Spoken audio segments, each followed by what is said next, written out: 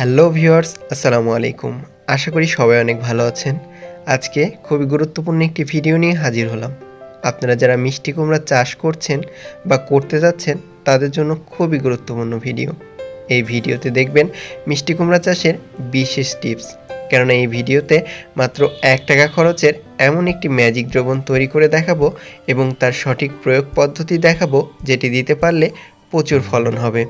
পাশাপাশি একটি গোপনীয় টিপস শেয়ার করব, যেটি আপনি খুব সহজেই করতে পারবেন এবং যেটি আপনি সহজ পদ্ধতিতে করলে আপনাদের মিষ্টি কুমড়া গাছে একটা মিষ্টি কুমড়ার জালিও নষ্ট হবে না, ঠিক এরকম গ্যারেন্টি দিলাম।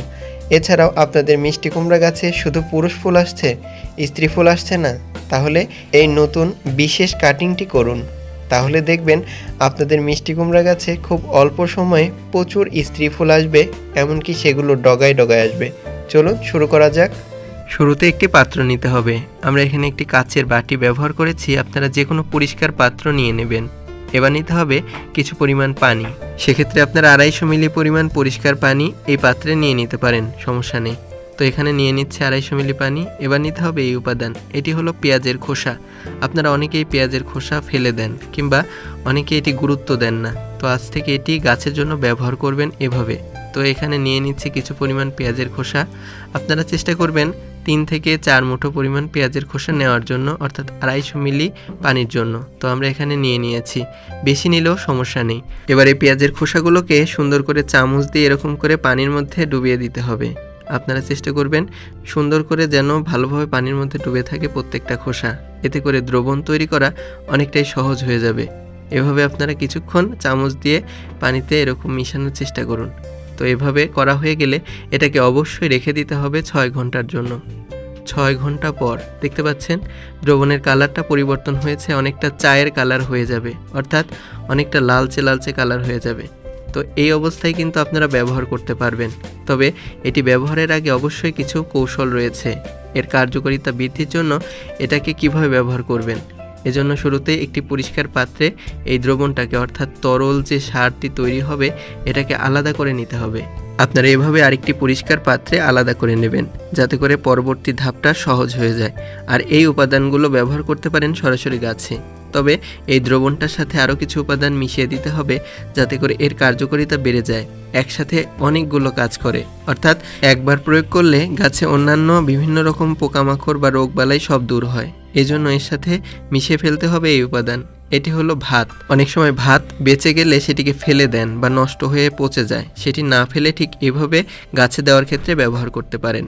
এজন্য 1.5 মুঠো পরিমাণ ভাত শুরুতে এই দ্রবণের মধ্যে নিয়ে নিতে হবে।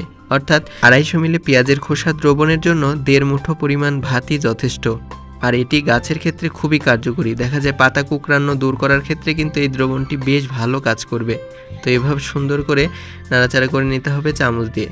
এক্ষেত্রে আপনারা একটু লম্বা চামচ ব্যবহার করতে পারেন, যাতে নাড়াচাড়া সুবিধা হয়। তো এবার যা করতে হবে, এটাকে অবশ্যই কিছু সময়ের জন্য রাখতে হবে।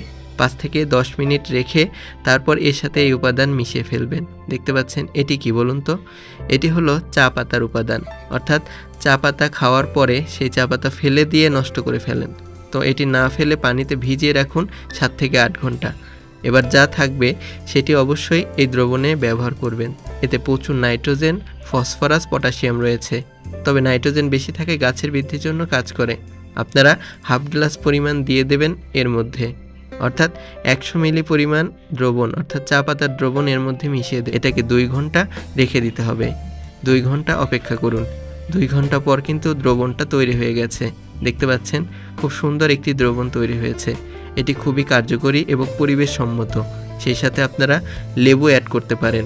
যদি আপনারা 4 থেকে 5 দিন সংরক্ষণ করতে চান দ্রবণটিকে, তাহলে অবশ্যই এই লেবু অ্যাড করে দিতে হবে, যার সাথে ভিনেগারেরও সম্পর্ক রয়েছে। অর্থাৎ আপনারা চাইলে 1.5 চামচ পরিমাণ ভিনেগার এর সাথে অ্যাড করে দিতে পারেন। আমরা 1 ফালি লেবু ঠিক এভাবে চিপে দিচ্ছি, যাতে এটি প্রিজারভেটিভ হিসেবে কাজ করে। অর্থাৎ দ্রবণটি গন্ধ হবে না বা নষ্ট হবে না, যাতে করে আপনারা অনেকবার ব্যবহার করতে পারবেন একবার তৈরি করেই। তো এভাবে সুন্দর করে নাড়াচাড়া করে নিতে হবে। নাড়াচাড়া করা হয়ে গেলে এর সাথে অবশ্যই আরেকটি উপাদান অ্যাড করতে হবে, যাতে করে আরও স্ট্রং দ্রবণ তৈরি করা যায়। আর এর সাথে যেটি অ্যাড করতে হবে সেটি হলো হলুদের গুঁড়া। সবার বাড়িতেই থাকে, মাত্র 1 চামচ বা হাফ চামচ হলুদের গুঁড়া এর সাথে অ্যাড করতে পারেন। এটি অ্যান্টি ফাঙ্গাল বা অ্যান্টিব্যাকটেরিয়াল এজেন্ট হিসেবে কাজ করে, ফলে গাছে পোকামাকড়ের উপদ্রব একেবারেই আসতে দেয় না, অর্থাৎ পোকামাকড় আসে না গাছে। তো দেখতে পাচ্ছেন ঠিক এভাবে সুন্দর করে এই দ্রবণটি তৈরি করা হয়ে গেল। এটি সরাসরি গাছে প্রয়োগ করতে যাবেন না, এজন্য এভাবে প্রয়োগ করুন। একটি পরিষ্কার বড় পাত্র নিয়ে নেবেন, একটু বড় সাইজের হয় যেন। তো এবার এই পুরো দ্রবণটিকে এর মধ্যে নিয়ে নিতে হবে। দেখতে পাচ্ছেন এভাবে নিয়ে নেবেন। এবার এর সাথে এর কনসেন্ট্রেশন বা ঘনত্ব ঠিক রাখার জন্য এর সাথে পানি যুক্ত করতে হবে। আপনারা গ্লাসের অর্থাৎ একটি গ্লাসের 2 গ্লাস পরিমাণ পানি এর সাথে অ্যাড করে দেবেন, যাতে করে একটু ঘনত্ব কমে যায়, যাতে করে কার্যকারিতা বেড়ে যায়। ঠিক এভাবে সুন্দর করে দ্রবণ তৈরি করে ফেলুন। দেখতে পাচ্ছেন এটি কিন্তু কমপ্লিট একটি সার তৈরি হয়েছে। তবে এটি অবশ্যই 2 থেকে 3 দিন পর ব্যবহার করার চেষ্টা করুন, যাতে করে ভালো ফলাফল পাবেন। এবং এটি আপনারা গাছের গোড়ার দিকে খুব ভালোভাবে ভিজিয়ে দেবেন। এভাবে ছোট অবস্থা থেকেই গাছে দিতে থাকুন, দেখবেন খুব ভালো ফলন হবে যখন এটি প্রাপ্তবয়স্ক হয়ে যাবে। এবার চলুন দেখা যাক গাছে দ্রুত ফলন আনতে কোন পদ্ধতি অনুসরণ করবেন, কিংবা কোন পদ্ধতি অনুসরণ করলে দ্রুত সময়ের মধ্যে গাছে প্রচুর মিষ্টি কুমড়া হবে। চলুন দেখে নেওয়া যাক।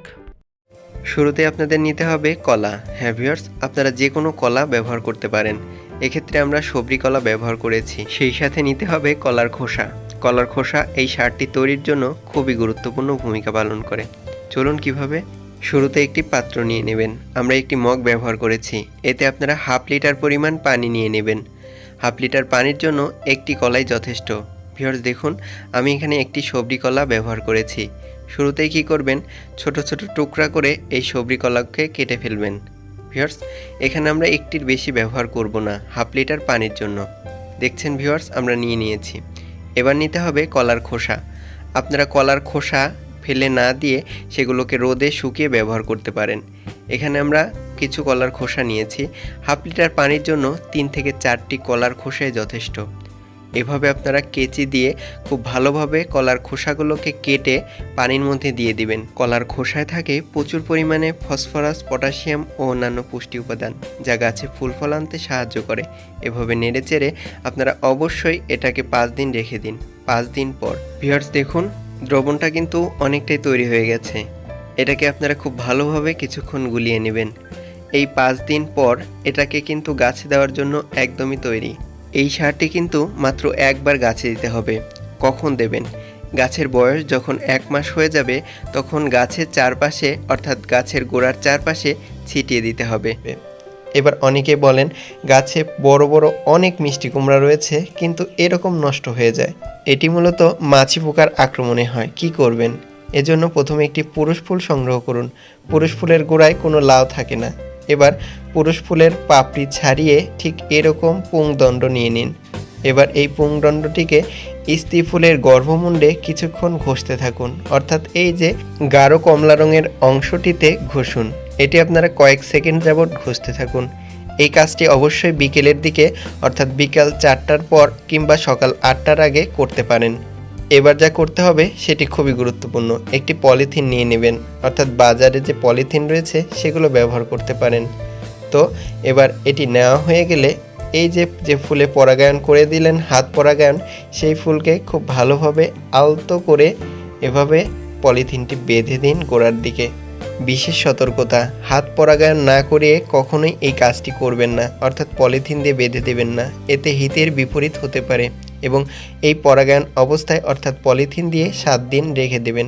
7 দিন পর পলিথিনটি খুলে স্বাভাবিক রেখে দিন, এতে পোকা হবে না। আপনাদের যাদের কাছে 2-1টি ফল অলরেডি নষ্ট হচ্ছে তারা অবশ্যই সেই ফলটিকে তুলে দ্রুত জমি থেকে কিছুটা দূরে এভাবে মাটি দিয়ে পুঁতে রেখে দিন। এতে করে অন্যান্য জায়গায় সংক্রামিত হবে না এবং অবশ্যই জমি থেকে কিছুটা দূরে রাখবেন। এবার একটি গুরুত্বপূর্ণ ছত্রাকনাশক, সেটি হলো অ্যামিস্টার টপ। অনেকে বলেছেন মিষ্টি কুমড়া গাছের ডগা নষ্ট হয়ে যাচ্ছে বা ঝলসে যাচ্ছে, এটি প্রয়োগ করবেন। এছাড়াও আপনারা বলেন মিষ্টি কুমড়া গাছে শুধুই পুরুষ ফুল, একটা স্ত্রী ফুল আসছে না, তাহলে এই কাজটি আগেই করুন, অর্থাৎ কাটিং। এই কাটিংটিকে বলবো 3G কাটিং। ভিউয়ার্স, এই কাটিংটি করবেন গাছের বয়স যখন 1 মাস হবে কিংবা গাছে 10 থেকে 12টি পাতা হবে তখন। এই কাটিংটি কিন্তু খুবই গুরুত্বপূর্ণ। তবে তার আগে যদি ফুল চলে আসে পুরুষ ফুলগুলোকে ফেলে দিন। এতে দেখবেন এই যে ডগা রয়েছে এই ডগাটি বৃদ্ধিপ্রাপ্ত হবে খুব দ্রুত। ভিউয়ার্স, এটি করার ফলে দেখবেন অনেকগুলো শাখা বের হয়েছে এবং সেই শাখাগুলোতে প্রচুর স্ত্রী ফুল আসবে। এটি আমি গ্যারেন্টি দিলাম। এটি বর্তমান সময়ে খুব ভালো এবং প্রচলিত পদ্ধতি। আর এটি ব্যবহার করার ফলে আপনাদের মিষ্টি কুমড়া গাছে প্রচুর স্ত্রী ফুল আসবে। ধন্যবাদ সবাইকে।